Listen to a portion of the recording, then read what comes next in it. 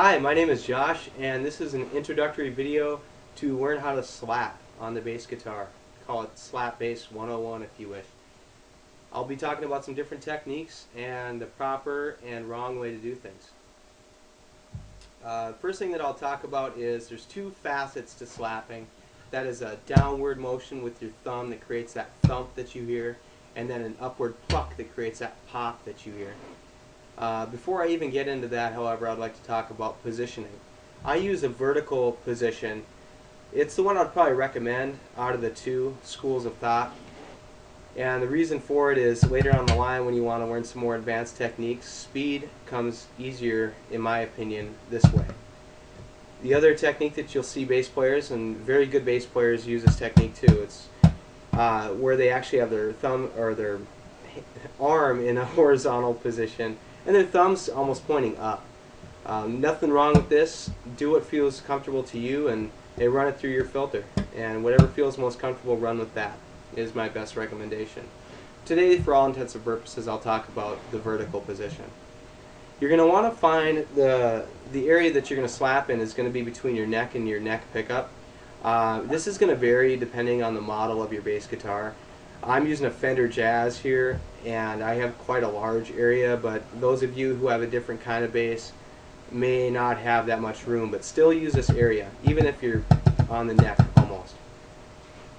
The reason why you want to be in this area is it's going to create the fattest sound, the deepest sound. When you play down here, even when you're fingering, it's going to be kind of a tinier, more articulate sound. Here it's going to be a fatter, thicker sound. So I recommend slapping in this area. It's just going to sound better.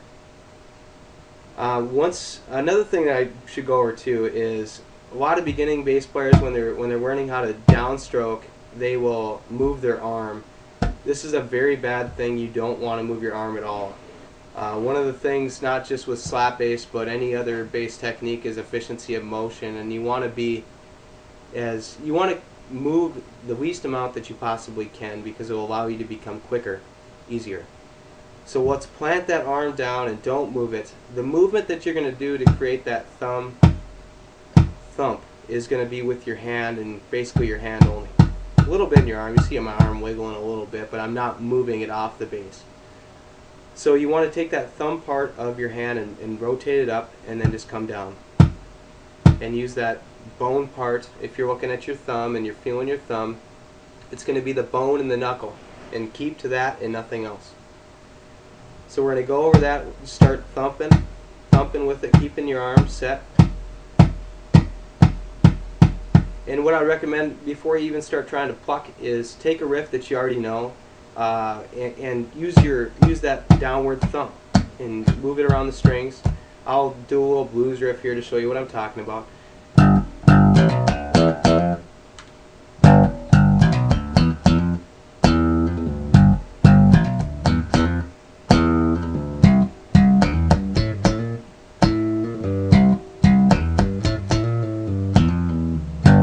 Something like that. It might be a whatever you dig. Just whatever you know, start using that thumb to create the sound. When you get into plucking, you're going to want to take either your index finger or your middle finger and use that right off the bat. When you get into more advanced techniques, I'll use any of my fingers, just depending on what I'm trying to do. But predominantly I use my middle finger. That's what feels most comfortable to me. It may be different with you, and if that's the case, run with it. But you want to dig it underneath, somewhere in between where that crease is on your finger and the end of it, and pluck up. And don't be afraid to give it a good pluck. Again, you don't want to be flopping your arm back and forth. You just want to do the motion mainly with your wrist and your hand. After we do that, you probably just want to go ahead and start messing around with some octaves. And what octaves are, they are the same note and just up. So I'll play an E, which is the string closest to my head, or the lowest string on your bass guitar. And if you go down 2 strings on your screen and up 2 frets, that's going to be an octave. And that's the same anywhere on the bass guitar. So if you're playing the 3rd fret, it's going to be up or down 2 strings on your screen and then up 2 frets. And you'll see a lot of slap bass riffs are going to be octaves, so it's probably good to get used to doing this now if you're not already there. I'll give you kind of a homework piece to work on, and there's no advanced stuff in there, so you can play it right now. And that's going to be Love Roller Coaster. It's an old 70s funk tune. No double slaps or anything in this one, so don't worry about that. And basically this one's going to be, if you take your E string, which is the one closest to my head, and you go down in your screen one more string, that's your A string, go to the 3rd fret, or the first marker on your fretboard, and that's going to be your C note, and then do the octave. Down 2 strings, up 2 frets. So your 3rd fret, C, then down to your B flat, or your 1st fret on that same string. Octave, again, same formula. And then your open, that's just your open A string, and then the octave of that, which is the 2nd fret. So it just basically goes down and then up. Sounds something like this.